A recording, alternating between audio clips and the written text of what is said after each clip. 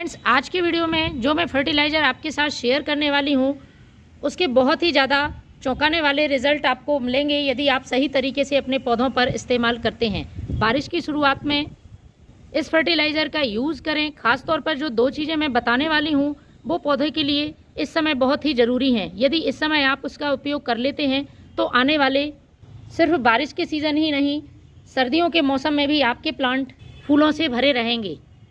Result देखकर आप हैरान रह जाएंगे।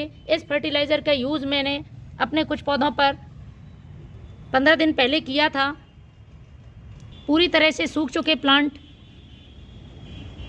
ज़बरदस्त तरीके से ग्रोथ कर रहे हैं और आप देख पा रहे होंगे कलियों का आकार ही कितना बड़ा है, तो सोचिए फूल कितने बड़े आकार का खिल रहा होगा। पूरा प्लांट कलियों और फूलों से भरा हुआ है, जबकि 15 से 20 दिन पहले ये देखिए ये प्लांट पूरी तरह से सूख चुका था और इसमें भी नई ग्रोथ शुरू हो गई है।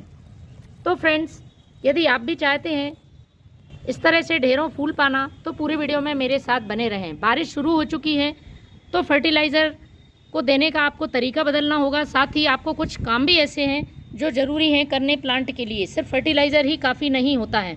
सबसे पहला काम, यदि प्लांट बहुत ज़्यादा बड़े हो गए हैं और पॉट का साइज़ बहुत छोटा है तो उसको आप इस समय रिपोर्ट करें। बहुत ही अच्छा मौसम है रिपोर्ट करने के लिए। दूसरा काम, पौधों में यदि फ्लावरिंग होकर फूल सूख चुके हैं, देखिए कुछ इस तरह से, तो आपको उनको कट कर देना है। ये बहुत ज़रूरी काम है।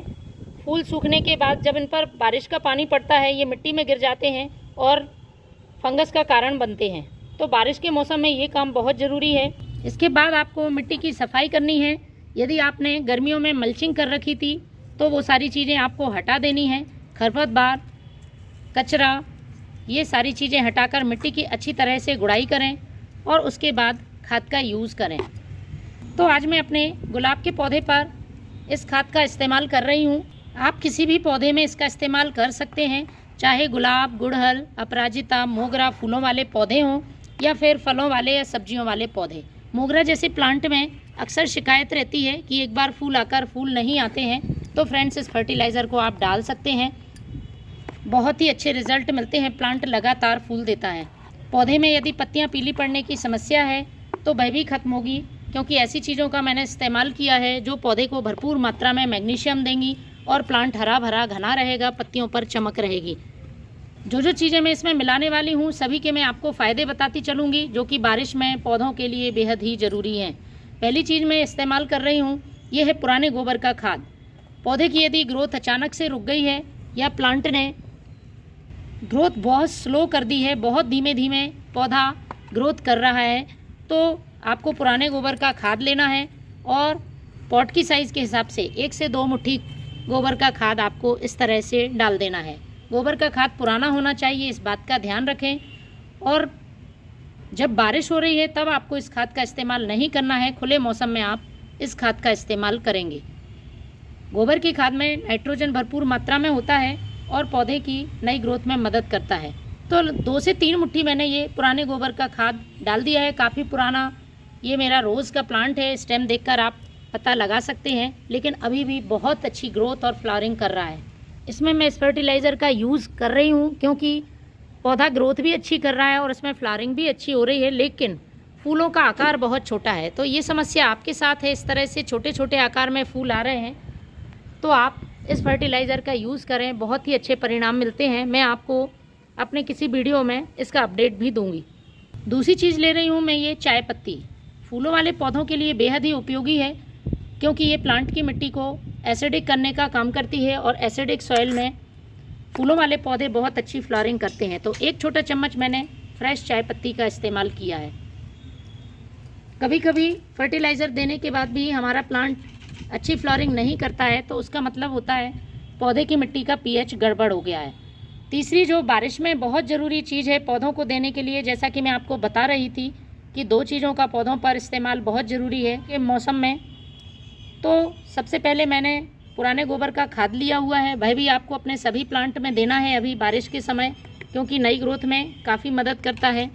यूँ तो आप सभी कहेंगे कि बारिश में वैसे ही प्लांट बहुत अच्छी ग्रोथ करते हैं और उनमें काफ़ी अच्छी फ्लावरिंग भी होती है, लेकिन फ्रेंड्स लगातार बारिश में एक चीज़ परेशान करती है, वो है इंसेक्ट, फंगस और चींटियाँ। तो आपको अपने सभी प्लांट की मिट्टी में इस तरह से हल्दी पाउडर डालना है। 1 छोटा चम्मच मैंने हल्दी पाउडर डाला हुआ है। आप नीम खली का भी इस्तेमाल कर सकते हैं, लेकिन हल्दी पाउडर हम सभी के पास उपलब्ध होता है, इसलिए मैंने इधर हल्दी पाउडर का यूज़ बताया है। अब प्लांट में पत्तियां पीली पड़ रही हैं, पौधा घना नहीं है, एकदम रूखा बेजान नज़र आ रहा है, तो इसके लिए आपको चाहिए होगा एप्सम साल्ट, जो कि मैग्नीशियम सल्फेट है। इसका यूज़ आप 2 तरह से कर सकते हैं। इसको स्प्रे भी कर सकते हैं और डायरेक्ट मिट्टी में भी डाल सकते हैं। तो मैं इस समय मिट्टी में यूज़ करूँगी। 1 छोटा चम्मच मैंने ये एप्सम साल्ट का ले लिया है। छोटा पॉट है तो आप आधा छोटा चम्मच एप्सम साल्ट का यूज़ कर सकते हैं। यदि स्प्रे करना चाह रहे हैं तो 1 लीटर पानी में आप 1 छोटा चम्मच ये एप्सम साल्ट घोलकर अच्छी तरह से एक लिक्विड बना लें और उसका स्प्रे अपने पौधों पर कर सकते हैं। अब फ्रेंड्स, यदि आपके प्लांट में ग्रोथ अच्छी हो रही है, पौधा हरा भरा घना है, लगातार ग्रोथ करता जा रहा है, लेकिन उसमें फूल नहीं आ रहे हैं, मुझे बहुत सारे कमेंट्स आते हैं कि उनका प्लांट ग्रोथ अच्छी कर रहा है लेकिन उसमें कलियां नहीं बन पा रही, तो इसके लिए आपको पौधे को देना होगा पोटेशियम। तो मैंने ये लिया हुआ है यहाँ पर केले के छिलके का पाउडर। 1 से 2 छोटा चम्मच आपको ये केले के छिलके का पाउडर ले लेना है। केले के छिलके को सुखाकर पीस लें। यदि अब बारिश के मौसम में आप ये नहीं कर पा रहे हैं तो ऑनलाइन भी आपको बनाना पील फर्टिलाइज़र मिल जाएगा। मैं प्रोडक्ट में टैग कर दूंगी, आप ऑनलाइन भी ले सकते हैं।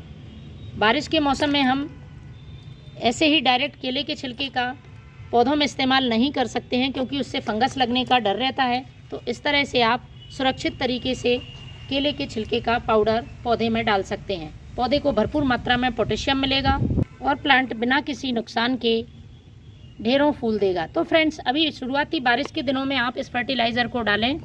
Thank you.